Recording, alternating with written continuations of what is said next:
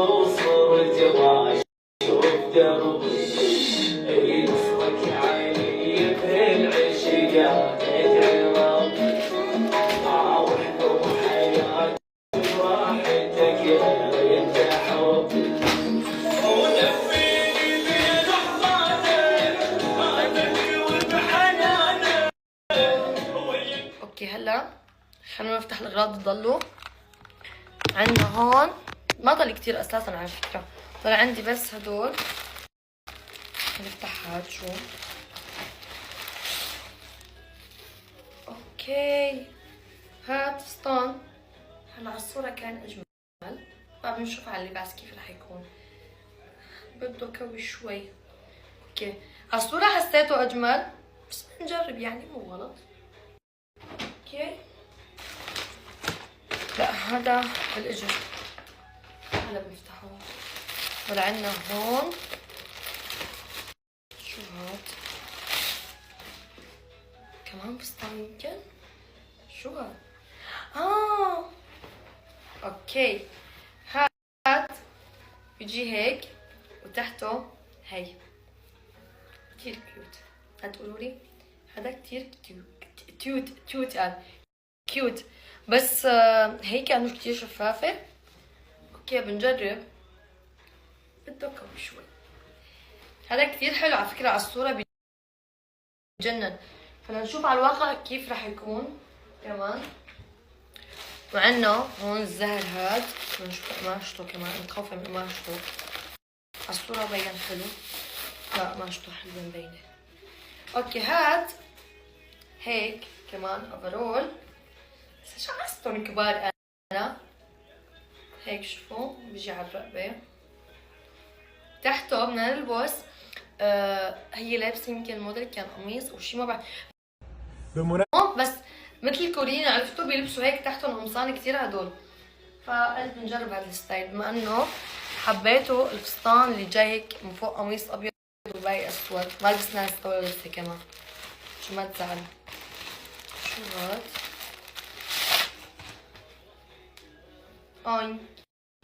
يمكن هاد لبقته عليه. جبت لانه كذا شغله. هاد هيك بيجي قبع على ستايل قميص سود بلوزه. شو رايكم فيه؟ هلا خلي هدول تكويهم بيتي تبعنا نحن ما نقيس باقي الثياب. عرفتوا؟ هون هلا حفظكم شو جبت اشياء عشان نلبسهم بالاجر وراح ارجع لكم. هلا صار دور هدول ثواني شوي.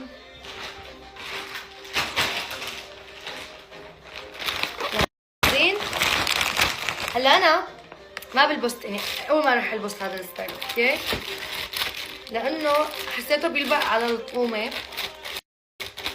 اذا ما بدي البس كعب. اوكي شكله كيوت ونعوم. بنجرب. اوكي بنجرب لانه انا بحس حالي غريبه اذا لبست هيك شي. ما بعرف يمكن لانه ماني متعوده عليه عن جد. انتم بتحسوا هيك مثلي اذا في شي ستايل مثلا ماكم متعودين عليه وشي جديد حابين تجربوه، بتحسوا اذا لبستوه بتحسوا حالكم هيك. عرفتوا شلون هيك تحسوا حالكم عن جد غريبين. فانا هذا الستايل ما لبسته من قبل، رح اجربه على في عندي طومه كثير مثلا بيلبس عليه اذا ما حبيت البس كعوبه. عرفتوا؟ وعندنا هاد. هلا اذا في اشياء ما عجبتني رح راجعهم اكيد يعني على اللباس وهيك اذا ما كانوا مريحين. هاد كمان شو ما عندي شيء مسكر ابدا يعني حوبه. طبعا هذا بقلبه ما نوفروا لانه اكيد الجو عندنا ما بيتحمل فرو، بس هيك ديزاين عرفتوا ابيض لانه ما عندي ابدا حوبه مسكره.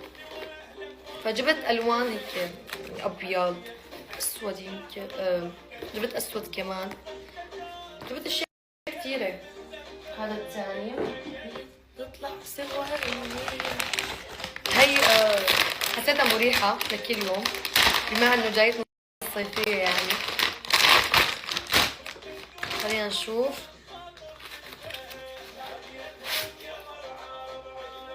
ان شاء الله تكون والله مثل ما توقعتها بس هون بدي اشد شوي. ضيقة ما مبينة عليكم ثانية. صدقا مريحة. هي لكل يوم طالعين على الماركت رايحين نجيب شوية اغراض هيك قصص، عرفتوا؟ بصغرها كمان كتير. شوفوا بابا بدعسنا على الكعب كتير.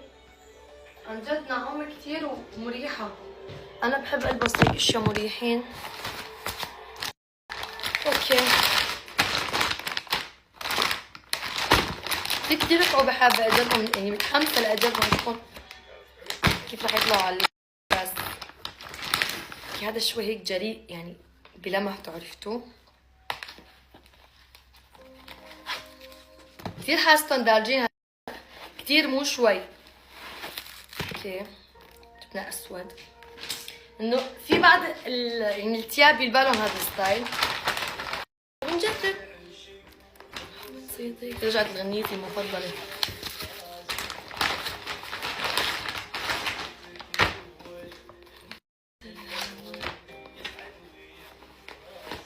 ريحة الجلد طلعت. اوكي هون اوكي وهاد جبت نفس الستايل بس انه غير شكل وغير لون.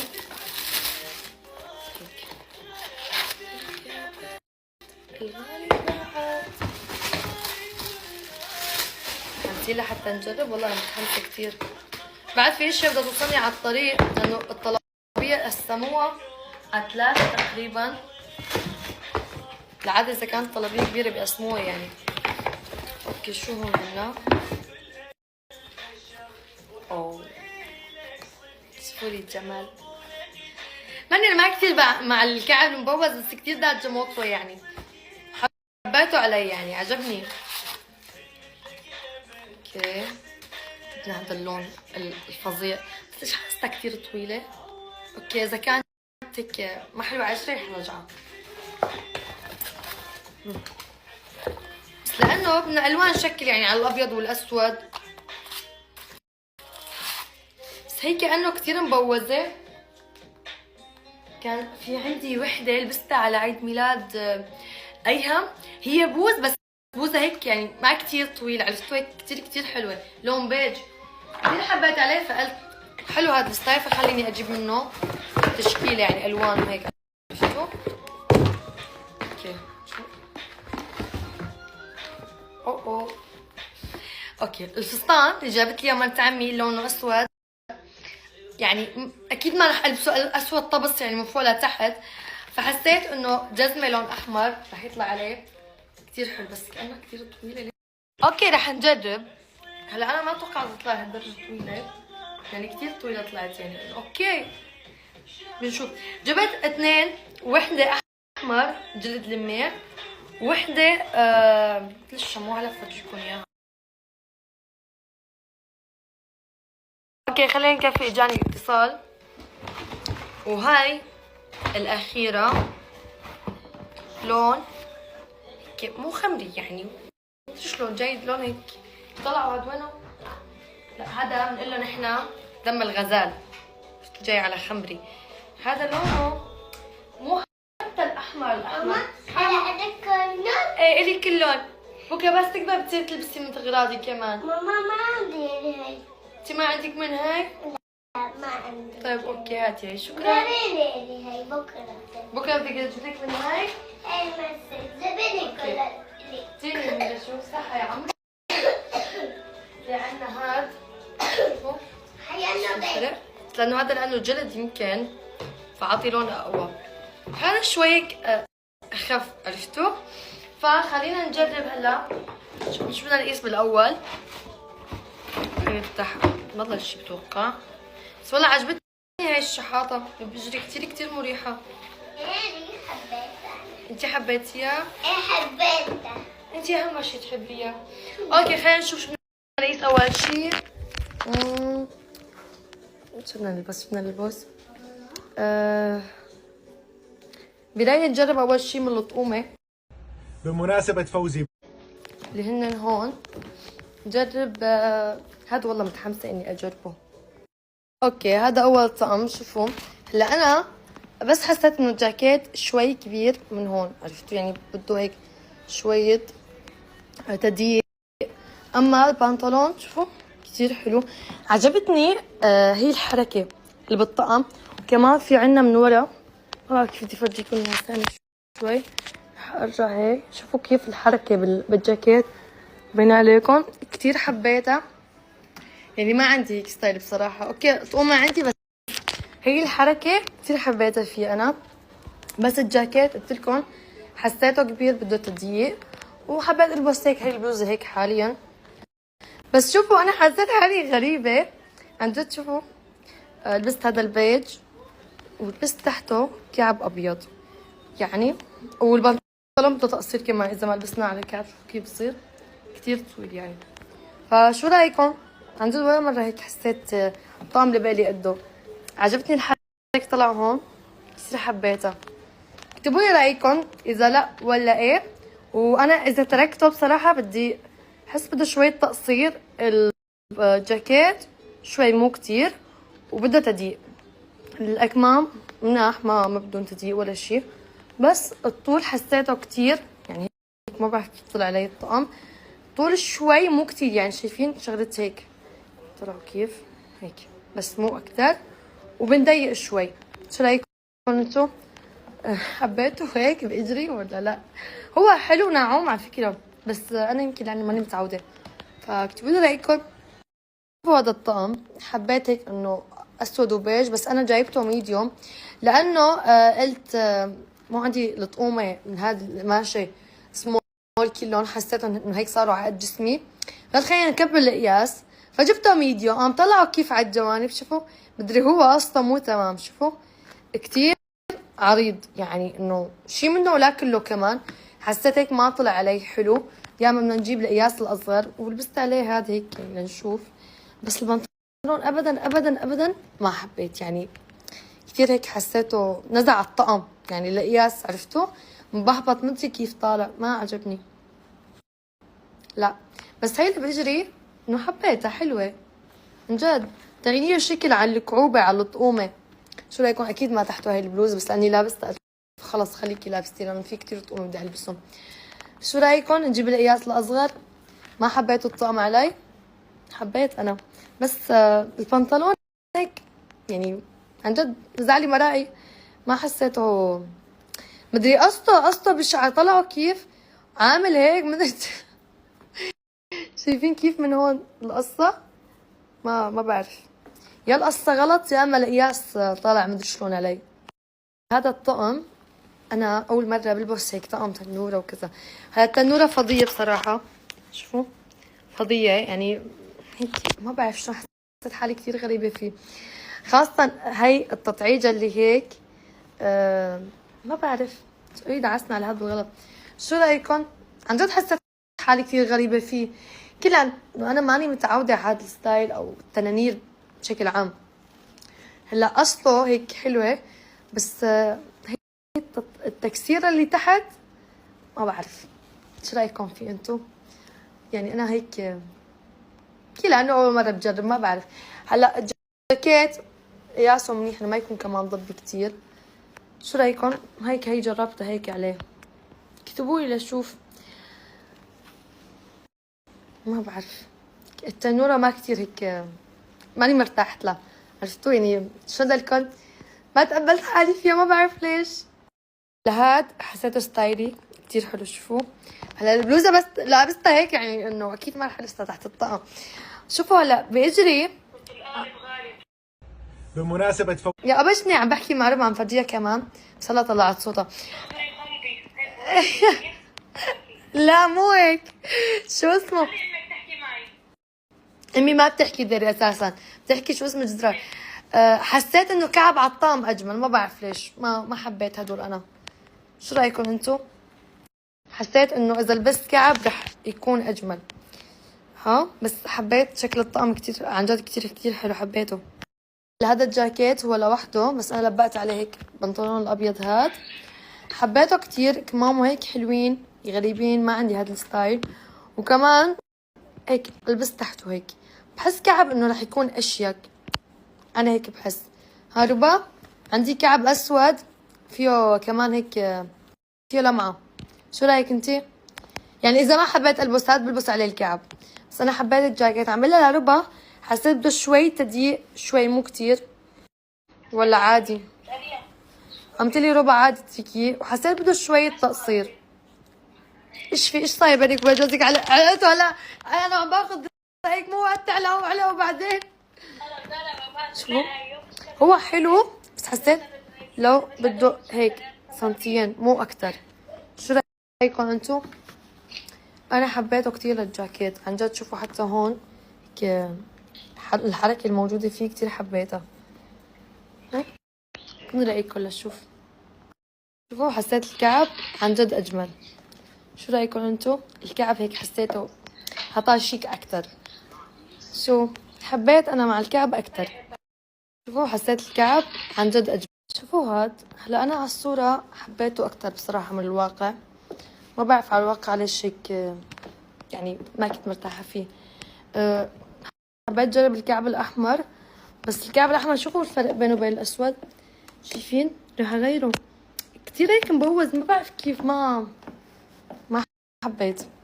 بس الجاكيت هيك مدري شلون تهيألي تبعت نوم او شي، ما بعرف كيف. على الصورة عن جد احلى. شو رايكم انتو؟ هلا هو هيك جاي كتافه شايفين واقفين شوي، بس والربطة طلعوا لورا كيف يعني شايفين؟ ما بعرف حسيته هيك غريب. وهي هون هيك الوردة لا على الصورة عن جد حسيته أحلى، ما بعرف. بمناسبة هذا الزهر حبيته. شوفوا كيف اللولو الموجود فيه، بس بيجري ما في عندي شي مناسب لإله. يعني البس أبيض أكيد لا، حسيت إني لازم أوصي شي ليلبس معه. يعني هيك ما بعرف لون زهر أو شي، كعب زهر ولا مرة لابسة هيك شي. لا بنلاقي له حل تاني. بس انه حبيت عن جد هيك جاي هلا ما على قد الجسم، فيه شوية فضاوة عادي، بس يعني فضاوته ما أنا مزعجة. شوفوا الأكمام حبيت. شو رأيكم؟ ماني لابسة هذا اللون من قبل جاكيت يعني عجبني. هلا هذا الأفرول لونه كتير حبيته أنا، بس حسيت إنه لازم يكون شوي من هون ضيق، لأنه كتير عريض طلع مع الجاكيت. ما بعرف كيف حسيته ولا عادي. هذا الجاكيت شوي غريب، جاي 3/4 الكم. شايفين؟ حسيت في شي لازمه تعديل. يعني يا الافرول عريض كتير من تحت، عرفتوا؟ مو بعرف شو رأيكم؟ حسيته كتير عريض، فلو بيتضيق شوي، ما يتضيق انه يصير على قد الجسم، لا يتضيق شوي بصير تمام. بس انه حبيت هيك التلبيق، والجاكيت هيك موديله غريب. دول الفراشات اللي عليه انا فكرتهم انه جايين انه عملت طبع، عرفتوا كيف؟ او هيك طلعوا، لا طلعوا كيف بس فراشة واقفة على الجاكيت. شو رأيكم؟ حسيت انه بالباله غير كعب تاني او كعب شفاف او شي تاني، عرفتوا؟ بس هذا هيك لبسته يعني معه هيك حاليا. هاد انا عجبني حلو كتير، بس طلعوا بده شوية تضييق اللي هو من هون كتير حسيته فاضي. شايفين؟ اما القشاط تبعه ما بعرف وين اختفى. وحسيت بده تضييق كمان شوي من هون لانه جاي طويل. شايفين كيف؟ بين عليكم يعني السترش تبعه بنقول له نحن انه هيك جاي ما ادري كيف القصه تبعته، بده شويه تعديلات. بس كموديل هيك يعني ما بدنا نطلع. اوكي رح احاول اني اشده شوي. شايفين؟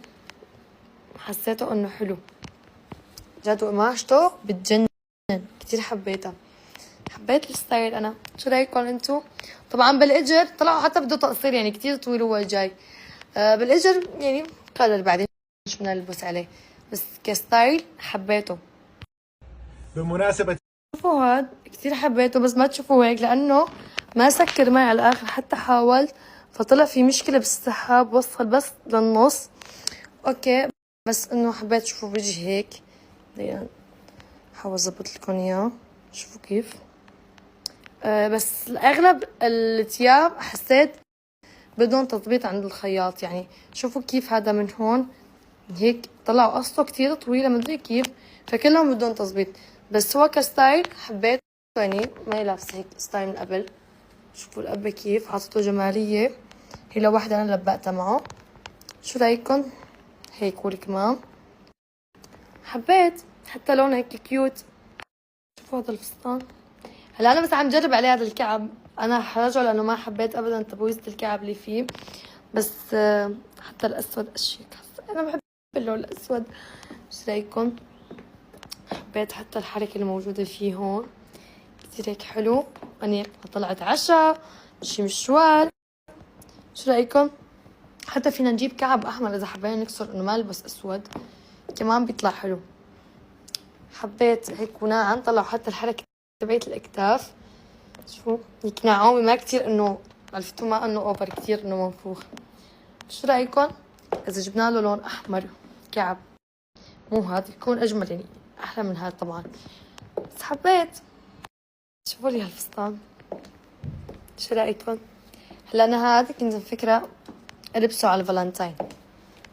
شوفوا كيف هيك من هون قماشته كتير حلوة، وهي القطعة جاي هيك فوقه هو حفر تمام. حبيت. شو رايكم؟ نلبس هذا الفستان ولا نلبس نجرب؟ انا حابة اجرب فستان جابت لي مرت عمي على الجزمة الحمراء، شوف كيف راح يطلع. يعني نجرب، عرفتوا؟ بس الفستان عن جد قماشته بتجنن، وحتى قصته ما بده ولا اي شيء. شو رايكم انتو؟ خبروني لشوف. حلو؟ طلعوا كتير طوال.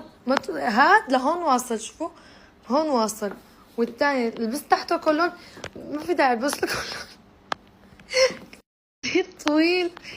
يعني ما بعرف الفستان، ما بعرف شو قصته. كل ما بحاول اني البسه او نستقله شيء ما بده يزبط.